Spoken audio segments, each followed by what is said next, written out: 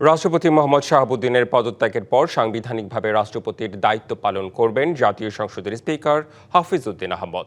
সংসদ সচিবালয়ে রাষ্ট্রপতির পদত্যাগ পরবর্তী সংবাদ সম্মেলনে একথা জানান তিনি নিজেই। মহামান্য রাষ্ট্রপতি জনাব মোহাম্মদ শাহাবুদ্দিন তার স্বাক্ষরযুক্ত পদত্যাগপত্র আজ 24শে জুলাই 2026 9 শ্রাবণ 1433 তারিখে রোজ শুক্রবার অপরাহ্ন 5টা 1 মিনিটে আমার নিকট পদত্যাগপত্র দাখিল করেছেন। ফলশ্রুতিতে সংবিধানের 54 অনুচ্ছেদ অনুযায়ী আমি রাষ্ট্রপতির দায়িত্ব গ্রহণ করেছি। এ বিষয়ে বিস্তারিত জানাতে বার্তাকক্ষ থেকে যুক্ত হয়েছেন সহকর্মী আদিত্য আরাফাত। আপনাকে স্বাগত জানাচ্ছি। সদ্য পদত্যাগকৃত রাষ্ট্রপতির সাথে আপনি কথা বলেছেন। অনেক সময় ঘটনার পেছনেও ঘটনা থাকে, আপনার কাছে একটু বিস্তারিত জানতে চাই। রেদওয়ান, আপনাকে জানিয়ে রাখি, আমাদের এর আগে আপনি নিউজে দেখেছেন আমাদের সাক্ষাৎকারেও অনেক বিষয় খোলাসা হয়েছে এবং সদ্য পদত্যাগী রাষ্ট্রপতি 22তম রাষ্ট্রপতি মোহাম্মদ শাহাবুদ্দিন স্পিকারের কাছে যখন পদত্যাগপত্র পাঠিয়েছেন তার পরবর্তীতে আমরা ফোনে যোগাযোগের চেষ্টা করেছিলাম এবং তিনি আমাদেরকে ফোনে একটি ইন্টারভিউ দিয়েছেন এবং সেখানে অনেক বিষয় খোলাসা হয়েছে। তবে যে বিষয়গুলো আমি আপনাকে বলতে চাই এখন, আপনি যেটি জানতে চেয়েছেন যে বিহাইন্ড দ্য সিনের যে কথাগুলো, সেগুলো আসলে ক্যামেরার সামনে আমরা অনেকেই কথা বলতে চাননি। তবে আপনি জানেন যে ছাত্র জনতার যে গণ অভ্যুত্থান হয়েছিল সেই 5 আগস্টের পরবর্তী সময়ের পর থেকে আপনি জানেন যে রাষ্ট্রপতি মোহাম্মদ শাহাবুদ্দিনের মাধ্যমে পরবর্তীতে অন্তর্বর্তী সরকার অর্থাৎ ডক্টর মোহাম্মদ ইউনূসের নেতৃত্বাধীন সরকার গঠন হয় এবং এরপর থেকে আমরা শুনে আসছিলাম, আপনি জানেন যে গুঞ্জন এবং নানা অপতথ্য ছড়িয়েছিল যে কোনো সময় রাষ্ট্রপতির পদ থেকে সরে যেতে পারেন মোহাম্মদ শাহাবুদ্দিন এবং জুলাইয়ের পক্ষের যেসব সংগঠন ছিল এবং সেসব সংগঠনগুলোও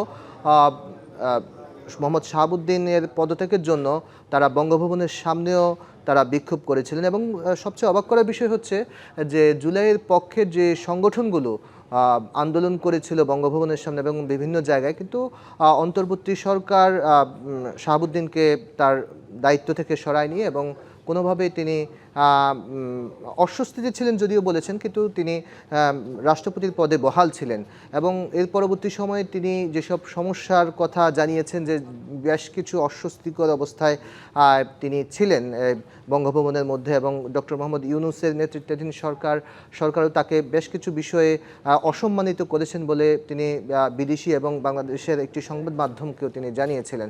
AKS অর্জন করল গিনেস ওয়ার্ল্ড রেকর্ডস।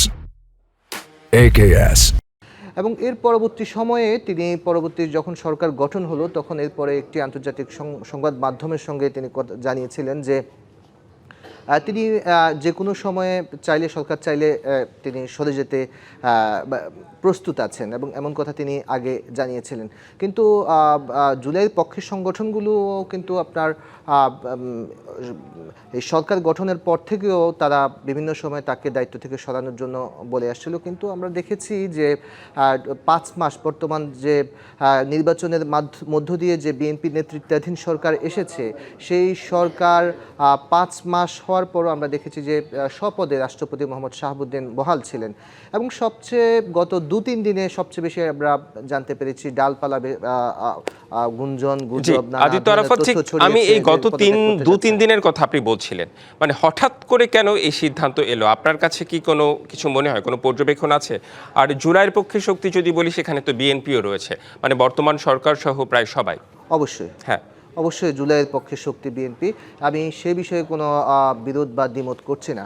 তো যেটি আপনি জানতে চাচ্ছেন সেটি হচ্ছে যে 2-3 দিনের মধ্যে কেন, সেখানে আসলে আমরা 2-3 দিনের মধ্যে আমরা গত 2 দিন আগেও বঙ্গভবনে যারা কর্মরত আছেন, বিশেষ করে শাহাবুদ্দিন মাধ্যমে যারা নিয়োগ পেয়েছেন অর্থাৎ তার যেসব ব্যক্তিগত সহকারী সহ যারা আছেন তাদের সঙ্গে কথা বলেছিলাম। তিনি 2-3 দিন আগে আসলে তাদেরকে জানিয়েছেন যে তিনি এখান থেকে অর্থাৎ বঙ্গভবন থেকে চলে যাবেন, অর্থাৎ রাষ্ট্রপতির পদ থেকে সরে যেতে পারেন এবং তাদেরকেও বঙ্গভবনে যারা আছেন তাদেরকেও মানে মানসিকভাবে প্রস্তুতি নিতে বলেছেন যে 2-3 দিনের মধ্যে কিছু একটা হতে যাচ্ছে। এবং সেই অনুযায়ী আপনি গণমাধ্যমে দেখেছেন একদিন আগে যে রাষ্ট্রপতি পদ পদত্যাগ করতে যাচ্ছেন।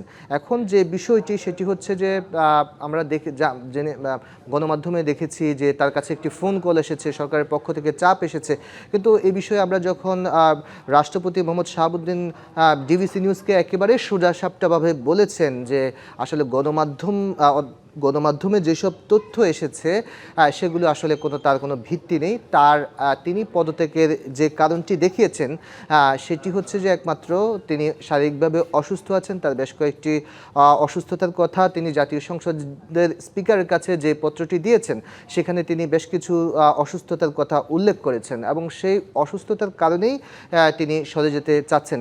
এছাড়া রাষ্ট্রপতির আশেপাশে যারা আছেন তারা নাম প্রকাশের অনিচ্ছুক হওয়া সত্ত্বেও আমার সাথে কথা বলেছেন এবং তারা জানিয়েছেন আসলে 2-3 দিন ধরে নয়, তিনি বেশ কিছুদিন ধরেই মানে এক ধরনের অস্বস্তি ফিল করছেন। এর কারণটা হচ্ছে যে নতুন একটি সরকার এসেছে, অর্থাৎ 5 মাস অতিবাহিত হয়েছে এবং তিনিও আসলে এই পদে থাকার জন্য এখন স্বস্তি ফিল করছেন না, এমনটি আমরা জানতে পেরেছি। জি, আদিত্য আরাফাত, আপনি বিস্তারিত জানালেন, ধন্যবাদ আপনাকে যুক্ত হওয়ার জন্য।